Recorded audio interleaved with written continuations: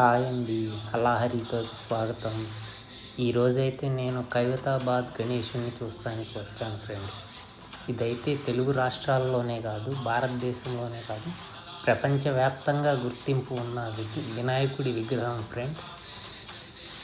1952లో మొదటిసారిగా ఇక్కడ ఉత్సవాలు బిగినాయి ఫ్రెండ్స్. ఈ సంవత్సరం థీమేమో శ్రీ విశ్వశాంతి మహాగణేష్గా దర్శనమిస్తున్నాడు. ఒకవైపు లక్ష్మీ సమేత హయగ్రీవ స్వామి, మరోవైపు పూరి జగన్నాథ్ స్వామి, ఒకవైపు గజ్జలమ్మ తల్లి,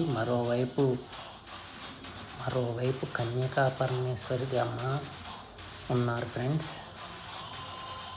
నిన్నే పట్టాలు తీశారన్నారు, కానీ చూస్తే ఈరోజు తీయలేదు ఫ్రెండ్స్.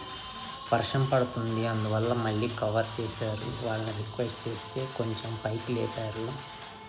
పాదాల వరకు తీసుకున్నాను ఫ్రెండ్స్. మీ అందరికీ ఫుల్ విగ్రహాన్ని చూపిద్దామని ఆశతో వెళ్ళాను, కానీ ఈ వర్షం వల్ల మొత్తం దెబ్బేసింది ఫ్రెండ్స్.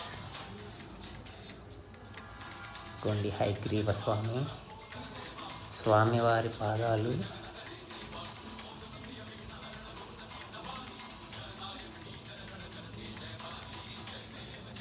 కన్యకా పరమేశ్వరి అమ్మవారి విగ్రహం. ఇదేమో గజ్జలమ్మ తల్లి విగ్రహం. అసలు చాలా బాగా చేశారు ఫ్రెండ్స్. ఇదేమో పూరి జగన్నాథ్ విగ్రహాలు.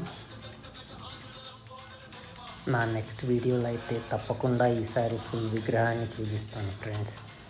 నా వీడియోస్ మీకు నచ్చినట్లయితే లైక్ చేయండి, షేర్ చేయండి, కామెంట్ చేయండి, సబ్స్క్రైబ్ చేయండి ఫ్రెండ్స్. జనాల హడావుడి బాగా ఎక్కువగా ఉంది ఫ్రెండ్స్.